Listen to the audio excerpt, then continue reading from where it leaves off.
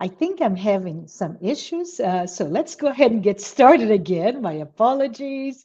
Um, Good morning, good afternoon, good evening, everyone. Thank you so much for being here today with me as we begin our new weekly discussions based on the book, The Integral Human Being. So let's get started in earnest. And as we start the first chapter of a quite a long series of chapters, we want to spend a few minutes talking about introducing this amazing book. So, what is the book? This book is part of what we call the psychological series or psychological collection, which is a series of books, 16 books in total, written by spiritual author Joanna de Angelis and in collaboration with Divaldo Franco.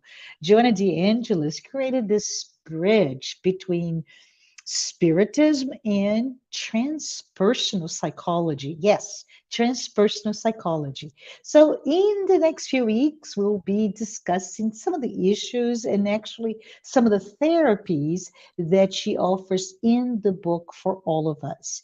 And quite frankly, if we consider how vulnerable we are, this is a moment that humanity overall is undergoing so much pain, so much suffering.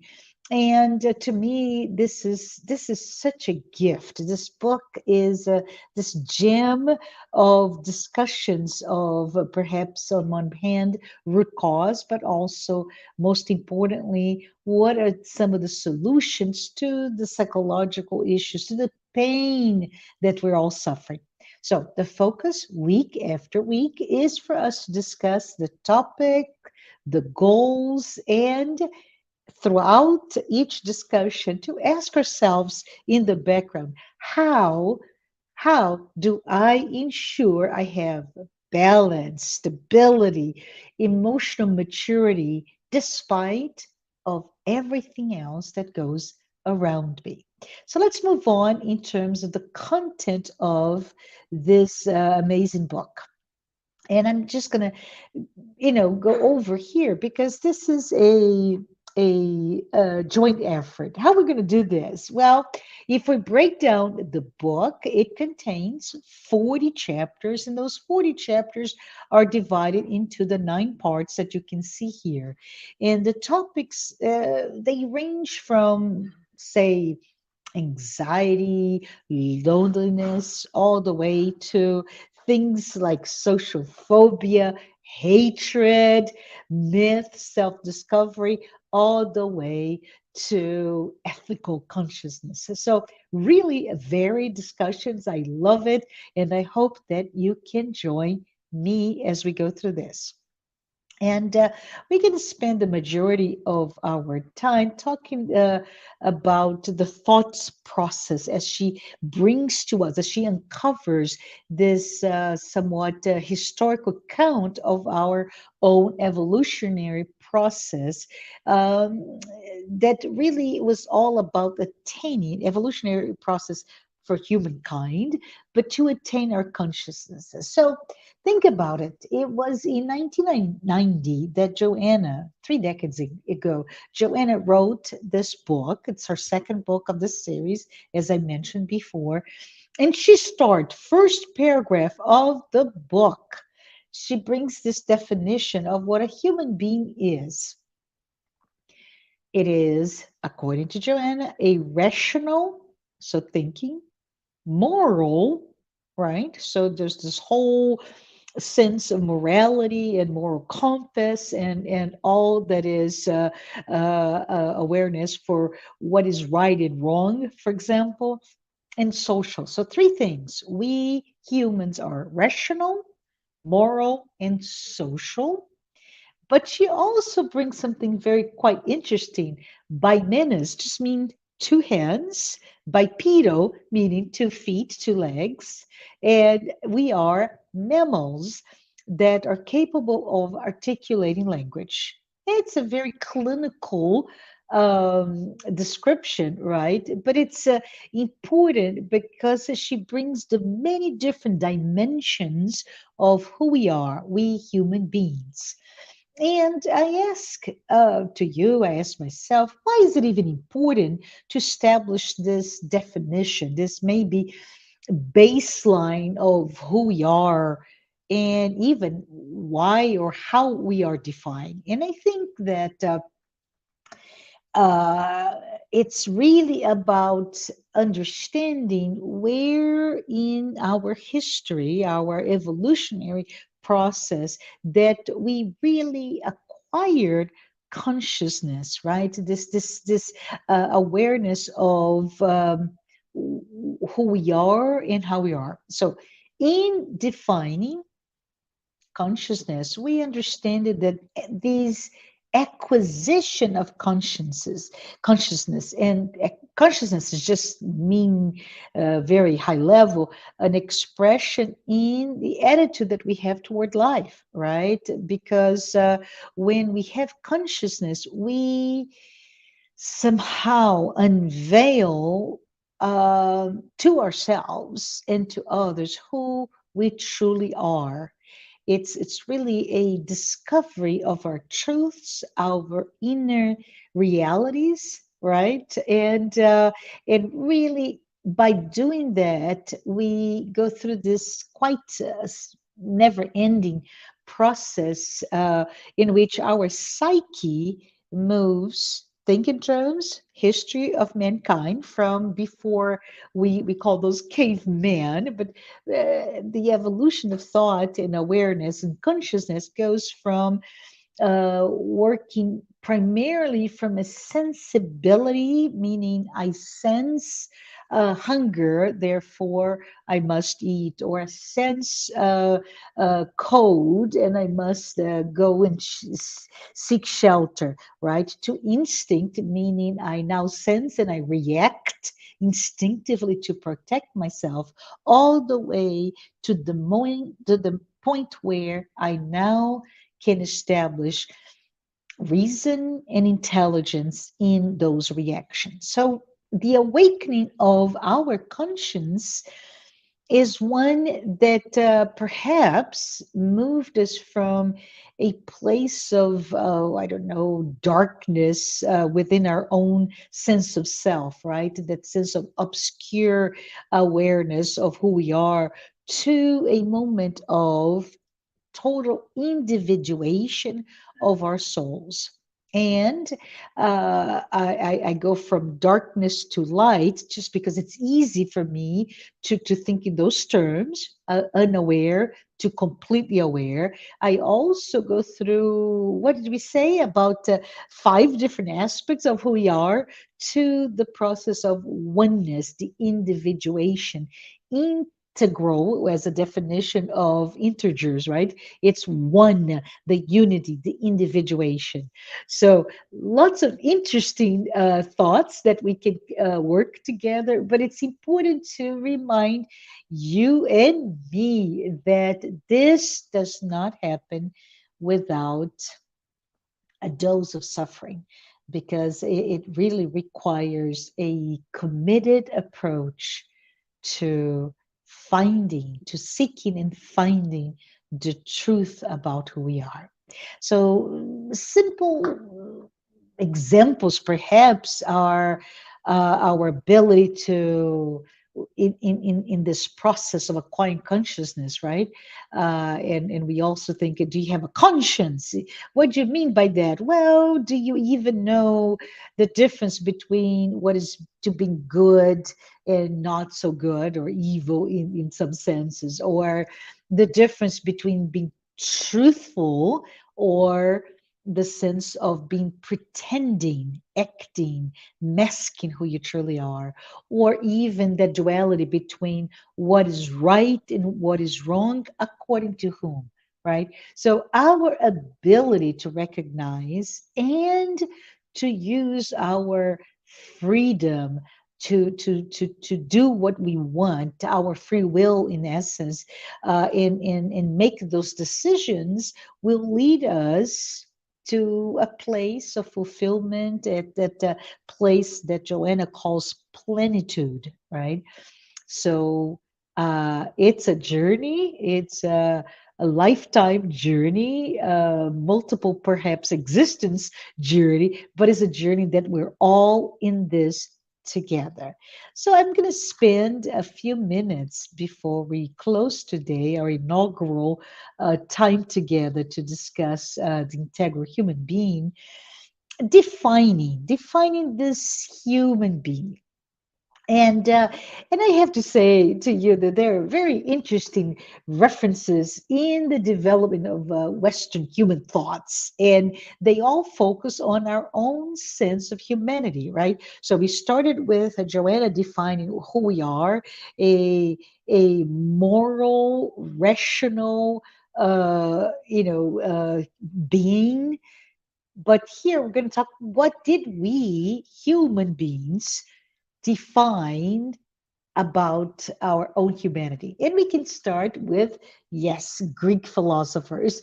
And so this is going to be a biased approach of definition, of course, because it's all about that Western human definitions. And forgive me if you have additional thoughts, but this is the material that is brought forth in this book. And we start with Pythagoras. Yes, yes. Do you remember the triangle, right? In the Pythagorean theorem? Yes, that's the Pythagoras we're talking about. Who was he? He was a philosopher and mathematician, and he greatly influenced Plato and Aristotle, and he lived in the 570 to 490 BC. So I think we're talking about fifth and fourth century before Christ, right? And he is mostly known for the Pythagorean theorem, but he's also very well known for theories of astronomy, music. But one of the things that is important for us to remote or to reference here as we talk about is the fact that he is known for the theory of proportions, and also the fact that the earth was round at his time so long ago.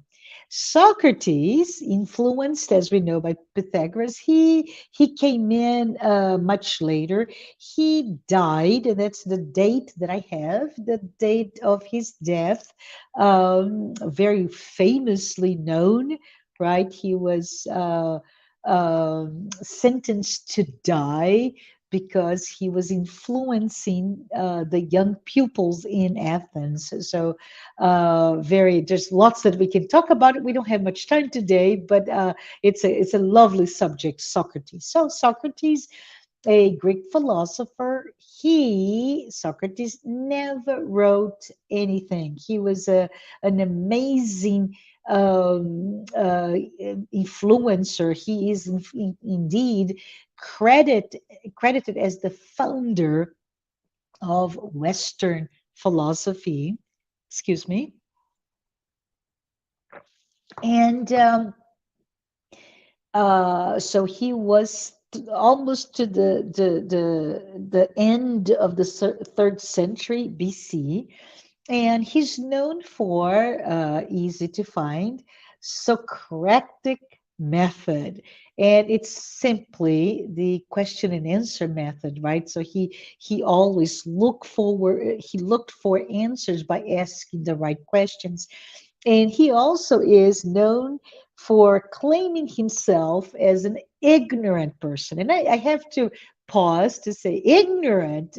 How can you call yourself ignorant? Well, what he meant by that is that he was aware of his own lack of or absence of knowledge. So he had a quest toward gaining, accessing knowledge. And the more he became knowledgeable, the more he was aware how ignorant he was. Very interesting concept. But He's also known, so it's if you are with your friends, I don't know, drinking a beer at a pub or something, and you can come up with very, very intelligent when you say, repeat after Socrates, that unexamined life is not worth living for human beings. How about that?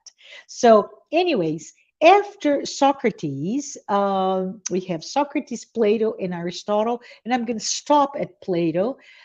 He was a disciple. He wrote many books, including the Apology, where he talks about what happened to Socrates and how he was sentenced to death and all of it. So while Socrates never wrote a single line, yet he became known as the founder of philosophy, Western philosophy. Plato, his disciple, another Greek philosopher who was born in 428 and died 347 BC. And he's mostly well known. So he died about 50 years after Socrates died. So he's mostly commonly known for his book, The Republic. And it's interesting. I don't know if you had a chance to read for school, but it's a story about a society run by philosophers. And in the book, he also showcases Plato's metaphysical theory, and known as the theory of forms. He has also many, many different theories. Mostly, he's known for the theory of ideas, idealism, or Platonic realism. And in all of it, it gives a suggestion of our world is not, it's very interesting, not as real or true as the world of ideas. And the world of ideas are timeless, they're absolute and unchangeable. We all know about him and Platonic love, which is the love from an idealized perspective, right? And I think it's lovely to have that framework of ideology from the Greeks. And it doesn't end with Pythagoras and Socrates or Plato by any chance, but for the purpose of our discussion here, which is those definitions that we find in history, we move on with the idea of Stoicism. Yes, Stoicism. So, what is to be Stoic? Well, the thought was really very strong from the third to the first century BC, and largely influenced by Socrates. The Stoics, they believed in the practice of virtue. I hope it start to make sense what we're talking about here, right? So the Stoics believed that virtue is necessary, and in fact, they said virtue is the only good thing for human beings. All the other external things, and by external things, the Stoics were referring to health, they're talking about wealth. They talked about pleasure, and they said, "Well, they're there, but they're not good in themselves. But they have a value because they are material expressions of how virtue can act upon." Quite interesting, right? So as I say this, I keep thinking about, let's say, the rather demonized Bill Gates, right? Founder of Microsoft. And I remember I don't know, in the 90s and even early 2000, where Bill Gates was really at the forefront of a lot of attacks, and with all the money that he made, and he was accused of so many things. And at some point, he flips the switch, and I remember quite clearly thinking, "Oh, what a marketing campaign that is!" When he flipped into becoming that virtuous man. What do we mean by that? Well, he used his access to intelligence, right, to all the wealth that he amassed to do good for the world in terms of education, in terms of health, access to health, and to look for things that will help the world itself be better. So he became that virtuous man. Um, Another school of thoughts that is very interesting is, and still, this is all from the Greeks, right? Western schools of thoughts before Christ. So the last one I'm going to be talking about is the school of thought called Neoplatonism. So we talk about Plato, but after his death in 348, there was in the third to the all sorry, I stand corrected. This Neoplatonism, Plato died in 348 BC, but 600, 500 later, years later, there was this Neoplatonism from the third to the fifth century AD. And it's really, think about it, what was the biggest, most powerful structure that existed in Western society? Well, the Roman Empire. The Roman Empire went through a series of changes to itself that led to its final demise. So from the third to the fifth century AD, Neoplatonism took hold. And it was really as there is a strong correlation with Neoplatonism and the demise, if you will, of all the ancient materialism, or known for some people as corporealist thought process. So Neoplatonism actually became a dominant philosophical ideology of that those centuries, because it offers a comprehensive understanding of the universe and the human being, our individual place in this vast universe. I love it because if you think about it, this is about the time that just before Middle Ages took hold, right? So there was that period where Greek or Greco-Roman thought it was coming to an end, but there's a rebirth of a neo uh, Platonic ideologies that take hold for those periods, those centuries. And anyways, another tip: if you are at a pub with friends, perhaps eating some peanuts, perhaps drinking a beer, and you can also talk about. Yes, you remember Plato. He was the one that brought the concept of mind over matter. Love it. But, anyways, we keep going in history, and we now find rationalism. So, if you think about rationalism, is thinking. What is rationalism? When did rationalism take hold in our culture? Well, remember, I talk about Middle Ages that went all the way to the 15th century, 16th century, with the rebirth of the Renaissance of Greek ideals, and a couple of hundred years later, from the 17th to the 18th century, there is this very strong intellectual movement, one of many, that is part of what we call that Enlightenment period. And if we can think about the age of reason of the 17th century, right, the rationalism brought forth the ideas of mathematical, I love it, mathematical thoughts and philosophy. Now, mind you, this is all brought by Joanna de Angelis. She pushes us to start to think about what's going on in the history of our human definition of ourselves, but also how does it lead to the discussions in the next 40 chapter about our own sense of humanity.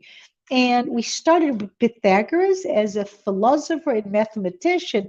Oh my goodness, almost over 1,000 years later, actually 1,500 years later, we have rationalism bringing again the idea of mathematical methods into our philosophical inquiry.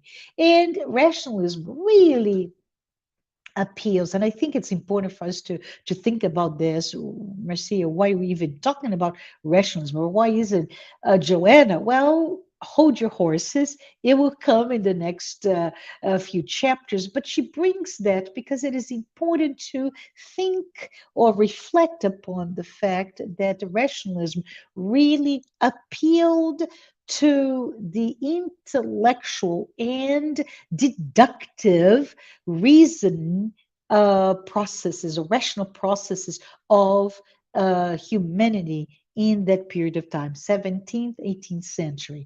So you can think in terms of industrial revolution happening.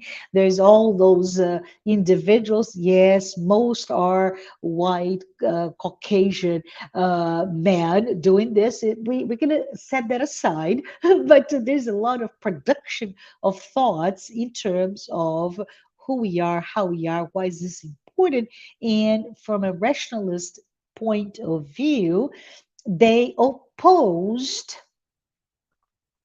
sensorial experience, right? Meaning I saw, I thought, my opinion, I felt sensorial, I felt, and religious experience or religious even teachings of the time. Remember, this is after 1,000 years of the Middle Ages, or many call it the Dark Ages, right? So they oppose to that either religious or sensorial experience as your source of knowledge or justification for anything. Who are some of the main figures of this movement? Well, Descartes in France, Leibniz, Spinoza, Voltaire, love me some Voltaire, like Voltaire, Jean-Jacques Rousseau, and the Baron de Montesquieu. So those are the main figures that brought forth the deductive thinking and the push for using our intellect to define who we are. All right, all right. Now that we have a sense of all of this background, heavy, huh? We can start to understand Joanna de Angelis, because there's a reason why she brings it all in the introduction of this book. And she starts by juxtaposing, if you will, the thoughts of Pythagoras. Yes, the first one, all the way back in the 6th century, 5th century BC, right? She starts with Pythagoras, and then she puts on Socrates about 100 years later. And Pythagoras said that the human being was the measure of all things. Remember Pythagorean theory of mathematical theories, including the relationship. And but he, in talking about math, he introduced the definition of human beings. The human being is the measure of all things. Everything exists as it relates to you and your own sense of measurement of what you do, what you think, etc. How about that? Well, Socrates then brings this thought that uh, humans are the most focused or direct object of philosophical concerns. Remember, Socrates, father of Western philosophy, right? And he said, well, of everything that is everything, and we may have many different studies, right? Human being is at the center of our philosophical concerns. So, on one hand, Pythagoras says that human is the measure of all things. Socrates comes in, yeah, Pythagoras. And human is the reason why we even are here talking about philosophy. And when we move on, and I mentioned what Stoicism and Neoplatonism are, they are really focused on blending all the knowledge they have with the idea that we as physical, right, there is a body here, there is a physicality, we are the physical being must be inserted into nature. That's interesting, right, when we start talking about nature as the context. Wait, it doesn't end here. We cannot move on without reflecting upon Christianity. Christianity, if we move all of the Christian thought process into one or two a thought process, they said that Christianity brought the idea of human beings transcend this world. So Stoics and Neoplatonists define human being as the center of our concerns, the measurable things, and they're inserted into the natural, the nature, right? The natural environment. Christianity says, well, yes, but human beings transcend all of it. And it's very interesting because now we start to think about we exist in a different dimension completely from this one that we inserted upon. Oh, wow. So moving on, Christianity, moving on into rationalism. Remember, we talk about Descartes, Voltaire, etc., etc. But as we keep moving on in time from the 5th century, 3rd to 5th century AD, with Stoicism, Platonism, and even Christianity after the 3rd century as the formal religion of the Roman Empire, right? Now we move on to think in terms of rationalism. Yes, 16th to 17th century, and we talk about Descartes, and I mentioned to you René Descartes, French philosopher. Uh, and he was a scientist as well and a mathematician, right? I think most of us know him as a mathematician, and he said, "I think, therefore I am." Third tip for us to sound really, really smart at that pub with friends, right? I think, therefore I am, which really puts that idea of a thinking human being is the only human there is. And but it doesn't end there. The importance of Descartes in our discussion here, because he brought forth the idea of duality of mind and matter. And this dualism, he said, it's really a defining characteristic of us human beings. And so this is really important because we're talking about a book that mentions the integral human being, one whole human being. And Descartes says, well, there is this duality of mind and body, right? The mind and matter, that is the dual nature of human beings. And according to Descartes, he said a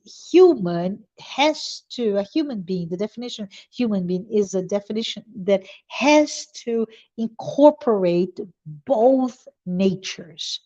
And he said, well, if we talk about we don't disagree with that, but if we talk about it, mind and body, Descartes, bless his soul, he said the mind could exist without the body, but the body could not exist without the mind.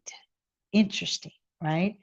Interesting, even in the later on discussion of mind versus brain or cerebral activities. And we know today the classic definition of clinical death is the one when your brain ceases to exist. Just a small digression here. But we have to go back to Joanna.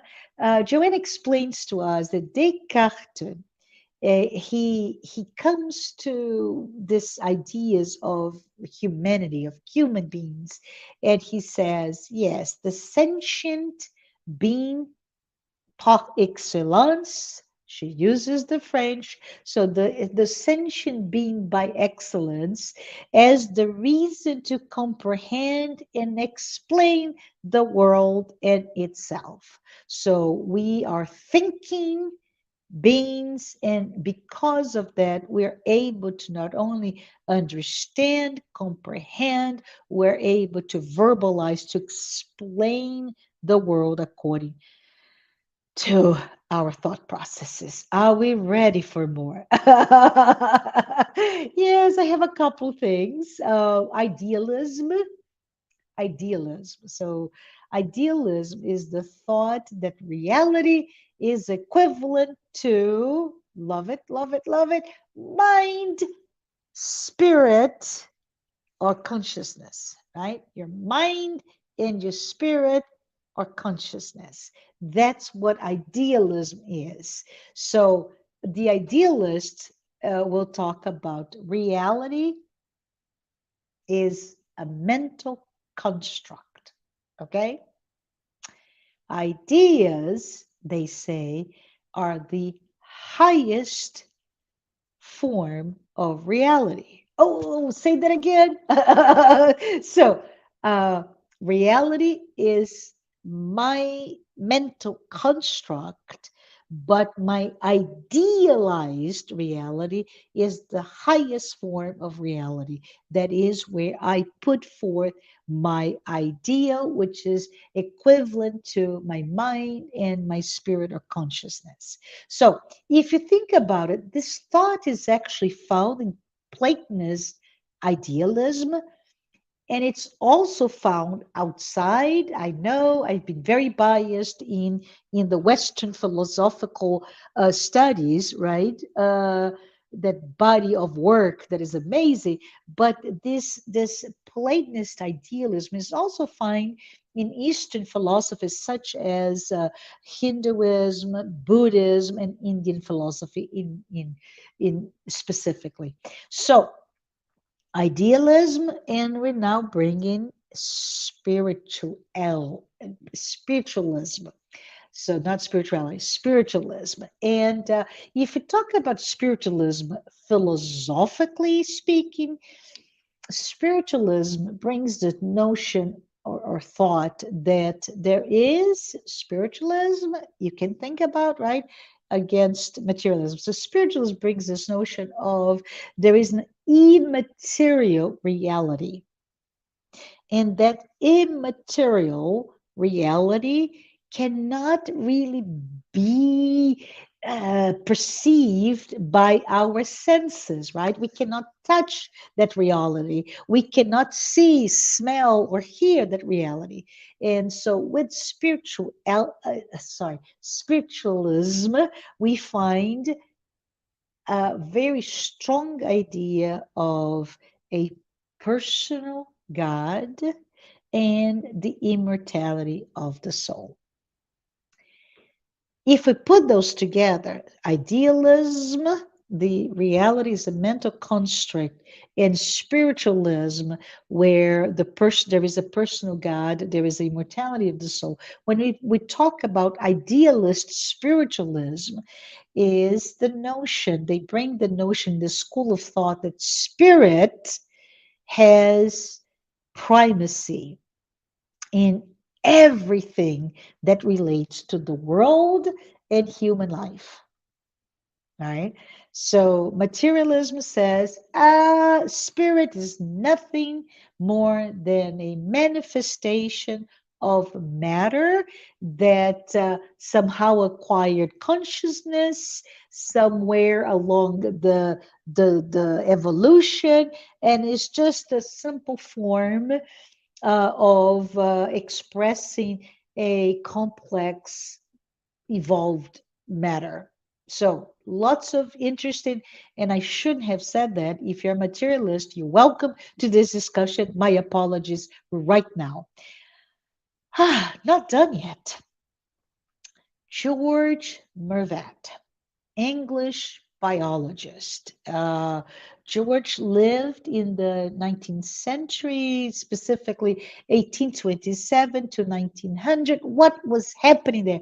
I know a lot of things were happening there, including the codification of Spiritism. We're not going to talk about George Mervat in Spiritism. What we're talking about is the other great thought at the time, which was Darwinism, right? So, George, biologist, he is really well known for the idea of natural selection.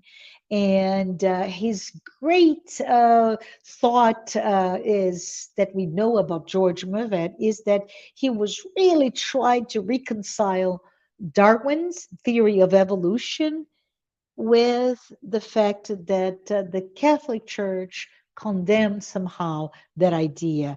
And he believed in a soul created by God, but he did not disconsider natural selection. So it's a very interesting thought process. But he also, George Mervat, also explained in his psychological analysis of the human beings that humans, and I'm going to read now, humans, quote unquote, are unlike other animals on the account of their characteristics toward abstraction, intellectual perception, self consciousness, reflection, rational memory, judgment, synthesis, and intellectual induction, intellectual intuition, superior emotions and feelings, rational language, and genuine willpower.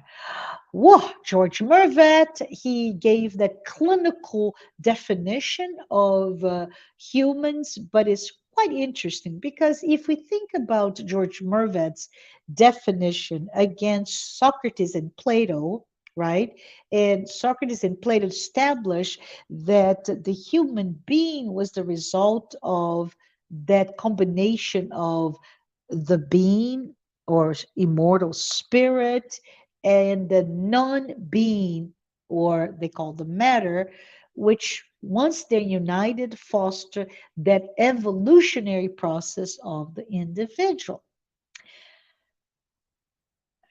It starts to make sense to me, and I hope it starts to make sense for you too, because we're almost at the end. And I just want to say, well, before we wrap this up, we need to remember that in the 5th century BC, right, there's also yes, we're going back to ancient Greece, but in the 5th century BC, there is the Greek, what they call the ancient Greek atomists, right? Because those are the people that were developing this systematic, comprehensive natural philosophy that accounted for the origin of everything, all the way to the indivisible element, the atom.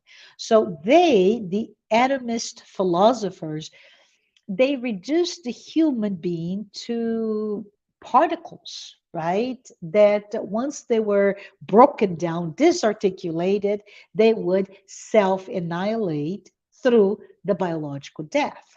So we have those thoughts that are points and counterpoints to how we define humans, and we stop here because we're at what in the world do we get from all these different schools of thoughts?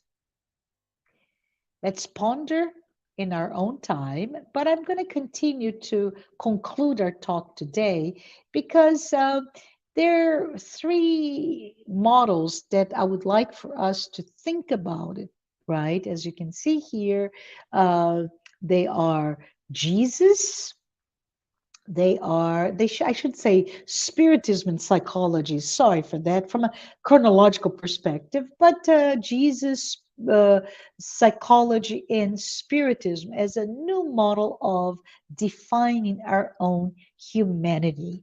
And these to me are very interesting because while all that we've been talking about, they bring references to how we think about ourselves, and I hope you agree with me. But Joanna, in this short introduction, I mean it is 2 pages long introduction of the book, she brings those new models to us because she says, think about Jesus, and Joanna reconfirms my own belief, right? In all that Jesus brought to us, but she brings to us that he exceeded all the limits of knowledge when he lived on earth. He is what she says has become this biotype. It's very interesting. This biotype. So, biotype is a biological, physical type, right, of what the integral human being is. So, the book, The Integral Human Being, you start to see there's a direct correlation to Jesus as this model. And she goes on to saying, he, Jesus, he is that because he developed all his potentialities, his aptitudes that he inherited from God. And good news is that we all also inherited from God. It's all about us developing those talents, if you go back to biblical references, right? That for us to develop our own aptitudes, our own potentialities. But Jesus did, and because he did, and to date, he's the only perfect being, the integral human being known to us. We're not telling that you and I need to be crucified. That's not what Joanna says. She says, look at how he lived. So, if we think in terms of how Jesus lived, he had a very tough life. Many of us would be traumatized to be born in a manger, right? Amongst animals. He had nothing. He was an exile of what was the dangers to his life. There's so much drama going on during just the birth, but he lived a difficult life. A life of, as we mentioned, utter poverty, and he was also the target of yes, insults. He was tested over and over again. He was betrayed. Yet his life is exemplary. He is that one that we should follow, the model to follow, because he was able to free completely from all of that external influences toward his own goal of reaching plenitude. And that plenitude, think in terms of it's that moment of completeness, of I don't even know if there's such a word, integrality, right? There's an integral nature to him and a fulfillment at its highest level.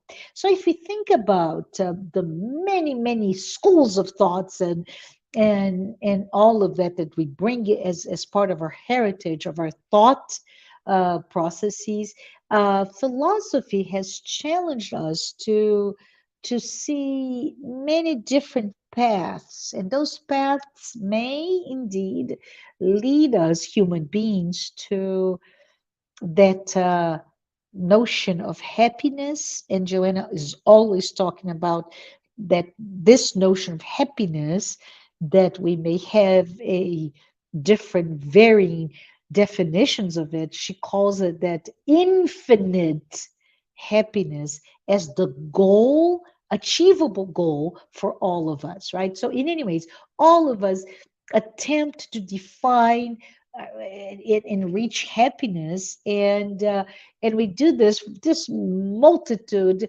attempt, as we talked earlier today, at interpreting life and understand what in the world it is to be a human being in this life. But I said we are closing in because I just want to say that we're here just to learn and to discuss these new models, right? That Joanna brings to us, because she indeed created a bridge between spirituality and psychology, right? From a Christian perspective. And why Christian? Because he's the model. So she reminds us that psychology, which initially was closely commingling with the philosophical structure, right? Psychology has gradually freed itself from it. So when psychology studies the psyche, it as a school of thought, as a discipline, has brought forth this significant expression of understanding who we are, human beings, understanding all that hurts us, our problems, our challenges, our psychological disorders, or any of that gamut of issues that we face today. And so, on one hand, we see that there are multiple approaches in this area, right, to define who we are, which is in itself a testimony of, yes, this is serious stuff. This is not just a whim of the day. Why I got up this morning and said, let's talk about this book. Let's write this book on Joanna's perspective. Let's talk about it. No, it's a serious matter. It has been the focus point of many, many, many different people, right? But on the other hand, we really are here to, and I hope you do understand that we're here not to grow of understand which we are and do an intellectual exercise, but we're here to really understand yourself and myself through all that we're going through, all the pain and the suffering that we go through, and in doing our own afflictions to access information that can help us overcome them.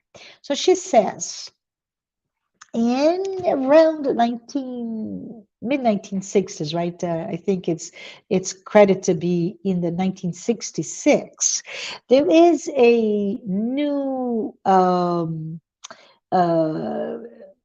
school of thought, a new current in the US called the fourth power in psychology. And the fourth power simply means the transpersonal psychology. And transpersonal psychology focused on the expanded field of investigation beyond behaviorism, right? Or psychoanalysis, or even humanistic psychology. And transpersonal psychology gives us this, beyond that, additional explanation about this integral human being. And the pioneers of that school came from a background of humanistic psychology, and also, introduce Eastern teachings, Eastern practices that really brought forth that necessary a fertile ground for a spiritualist perspective of the human being. Yeah? Spiritism, that's one of them, in turn, synthesized several current philosophical thoughts and has studied the human being as a condition of that immortal spirit, that eternal spirit. Therefore, Spiritism brings a philosophical behavior that is idealist in nature and immortalist as well. So, Spiritism helps us in all of our understanding of our issues, from the premise of a reincarnation process, the absence of violence, and by bringing us what would be favorable paths for us with our free will, right? With our freedom to decision, but what could be favorable path for us to attain our infinite happiness? Yes. So the book is a book that has 9 parts, and those 9 parts will bring amongst them 40 chapters in all, and they bring those many many different psychological issues, their alternatives for solutions or therapy that will help all of us achieve that emotional balance and maturity. And I just ask you, are you ready? Are you ready to move forward? So if you are, I invite you to come with me to understand what we need to do to reach that own sense of fulfillment, plenitude, and integral nature of ourselves. Let's think about it from our personal context, our personal paths, our personal truth. And with that, I say thank you so much for being with me, and so long.